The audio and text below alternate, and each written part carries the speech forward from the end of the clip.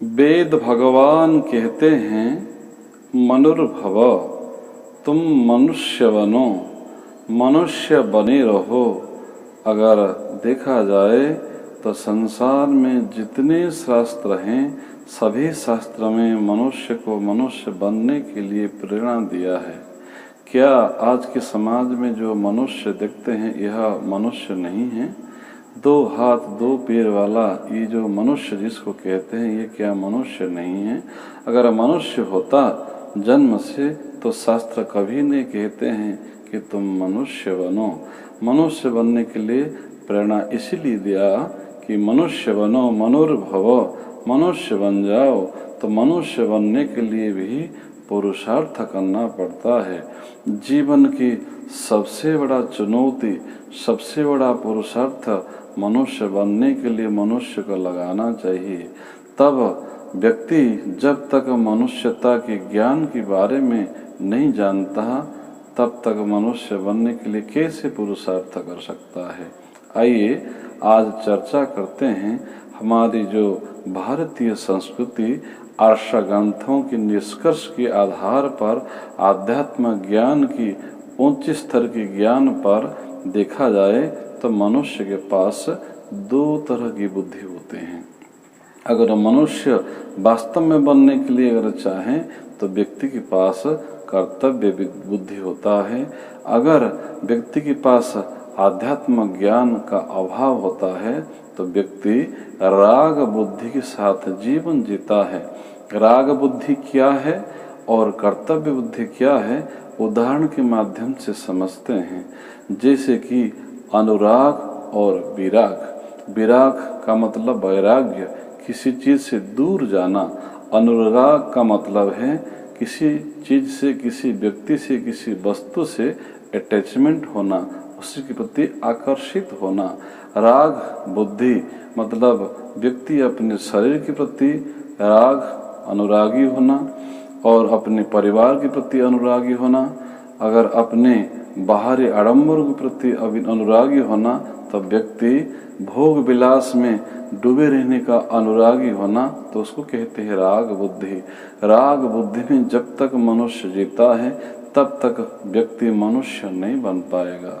आध्यात्म का सिद्धांत यही है, व्यक्ति ज्ञान के आधार पर, कर्तव्य बुद्धि के आधार पर मनुष्य बन सकता है।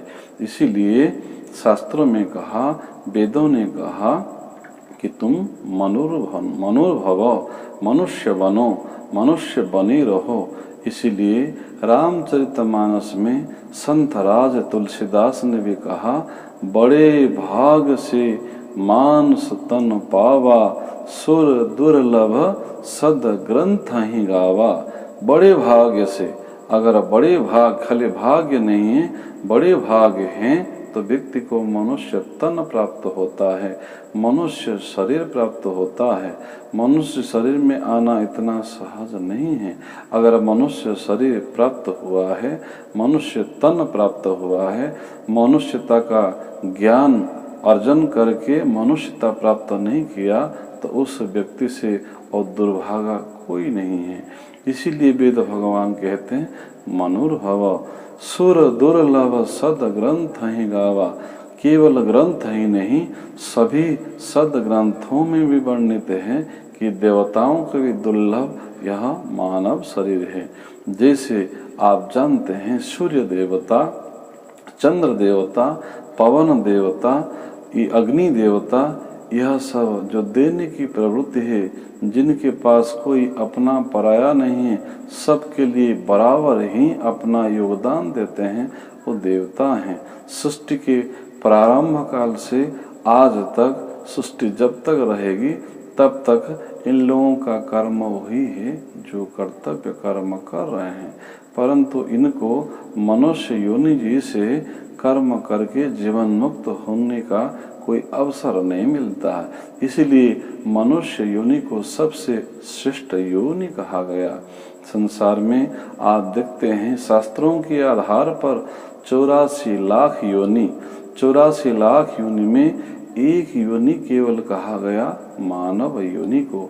स्थलचर, नभचर, जलचर जैसे देखते हैं कि हाथी के जैसे विशाल शरीर तो नहीं है, पक्षियों जैसे आसमान तो उड़ नहीं सकता है, मछलियों जैसे पानी के अंदर तैर नहीं सकता है, परंतु फिर भी मनुष्य को क्यों श्रेष्ठ कहा गया? उसके पीछे निश्चित रूप से कुछ ना कुछ कारण है। शास्त्रों में यही भी बार बार बताया गया कि तुम ईश्वर की संतान हो, ईश्वर के ज्येष्ठ पुत्र हो। मनुष्य को परमात्मा परम पिता की जितने भी 84 लाख योनि अगर सभी संतान हैं तो मनुष्य को राजकुमार श्रेष्ठ ज्येष्ठ पुत्र कहा गया। अगर मनुष्य स्वयं को मनुष्यता प्राप्त करने के लिए चुनौती दे, ज्ञान प्राप्त करे, तो निश्चित रूप से मनुष्य बन सकता है। इसीलिए मनुष्य जीवन की गरिमा के बारे में व्यक्ति को समझना चाहिए। जितने प्राणी हैं, हर व्यक्ति के पास यह उपयोग करने की ज्ञान नहीं है, यह ज्ञान प्राप्त करने का अवसर भी नहीं है। इसलिए मनुष्य को श्रेष्ठ कहा गया। मनुष्य के पास दूसरे प्राणी से एक 3 महत्वपूर्ण चीज है। सभी ध्यान रखें, ध्यान से सुने।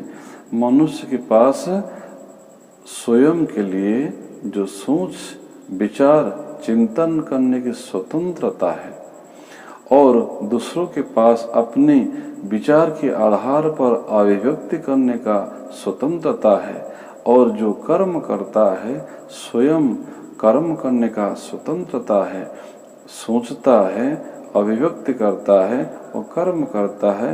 यह वास्तव में जो गुण हैं ये दूसरे किसी प्राणी के पास नहीं है, केवल मनुष्य के पास ही है। मनुष्य ही इस 3 गुणों के अधिकारी है। ये 3 गुणों के आधार पर जब चाहें तो परमात्मा को भी प्राप्त कर सकता है। इसीलिए चिदानंद हम शिवो हम अहम ब्रह्मास्मि अयमात्मा ब्रह्मा के रूप से शास्त्रों में बताया गया। यह तो बहुत गूढ़ ज्ञान है। अगर इसको बार बार मनन चिंतन करे, उस ज्ञान में व्यक्ति डूब जाए और स्वभाव मतलब वही ब्रह्म का भाव, ईश्वर का भाव में लीन हो जाए, तो वास्तव में व्यक्ति मनुष्य ही नहीं है, मनुष्य से ऊपर उठ सकता है। महामानव, अतिमानव, देव मानव स्तर पर पहुंचकर जीवन का कल्याण कर सकता है। इसलिए मानव जीवन की गरिमा के बारे में ज्ञान प्राप्त करने के लिए वेदों को अध्ययन करना चाहिए, पुराणों को अध्ययन करना चाहिए। सभी आर्ष ग्रंथों के माध्यम से बहुत कुछ जान सकता है, सीख सकता है और मनुष्य जीवन को सार्थक कर सकता है। सबसे हम निवेदन करेंगे, मनुष्य जीवन की गरिमा को समझने के लिए जन्म से लेकर के मृत्यु तक की जो समय की अवधि है, यह आत्मा की अनंत यात्रा की एक कड़ी है। इस कड़ी को कैसे सुव्यवस्थित करके ज्ञान प्राप्त करके राग बुद्धि नहीं कर्तव्य बुद्धि के आधार पर अगर जीवन यापन करे तो वास्तव में मनुष्य बन सकता है।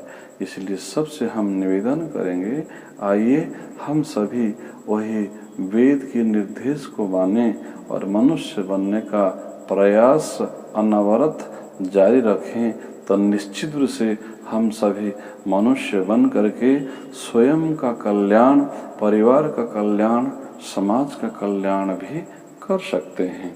सबसे निवेदन करेंगे, जो इस चैनल में पहली बार आए हैं, अगर इसी तरह का ज्ञान आपको अगर अच्छा लगता है, व्यवहारिक ज्ञान अच्छा लगता है, इस चैनल को सब्सक्राइब कर दीजिए, घंटी को प्रेस कर दीजिए और भविष्य में कोई भी वीडियो आएगा आपको नोटिफिकेशन मिल जाएगा। आप व्यवहारिक ज्ञान प्राप्त करके जीवन का कल्याण कर सकते हैं। लाइक करिए और अपने मित्र संबंधियों को भी आप शेयर करिए, जिससे ज्ञान का भी विस्तार होगा।